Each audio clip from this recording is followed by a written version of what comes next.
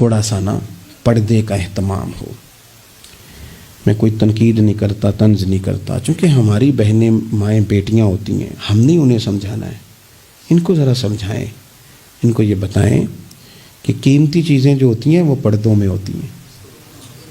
ہمارے گھر میں 20 تولے سونا پڑا ہو تو ہم نے کبھی نہیں باہر نکل کے بتایا کہ پڑا ہے، کیونکہ قیمتی ہے نا، تو پردے میں رکھا ہوا ہے، اس کی چابی کا بھی ہم خیال رکھتے ہیں کہ کہیں گم نہ ہو جائے۔ اسی طرح ہر کتاب کو غلاف نہیں چڑھتا، صرف قرآن پاک کو چڑھتا ہے۔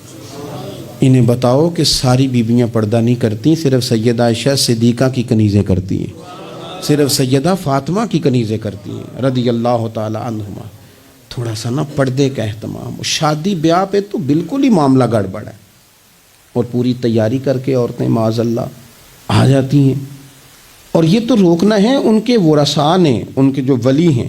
عورت نے جو بناؤ سنگار کرنا ہے وہ تو گھر میں اپنے خامد کو دکھانے کو کرنا ہے، تو وہ گھر میں کرے جب اس کو ضرورت ہو، لیکن اس طرح سے لے کر کے اس کو بیاہ میں جانا، شادی میں جانا، مہندی کی تقریب میں جانا، یہ نہ عقلاً ٹھیک ہے، نہ نقلاً ٹھیک ہے، نہ تہذیب کے طور پر ٹھیک ہے، نہ سوسائٹی میں مہذب لوگ اس طرح کا کوئی کام کرتے ہیں۔ سنو، نبی پاک صلی اللہ تعالی علیہ وسلم نے ارشاد فرمایا، شرک کے بعد جو سب سے بڑا گناہ ہے وہ بدکاری ہے، بے حیائی ہے۔ اور نبی پاک علیہ السلام نے فرمایا کچھ عورتیں ایسی ہیں جو لباس پہن کے بھی ننگی ہیں۔ فرمایا یہ وہ عورتیں ہیں جنہیں اللہ تبارک و تعالی جنت کی ہوا بھی عطا نہیں کرے گا، خوشبو تک نہیں ملے گی۔ ان کو یہ سمجھائیں۔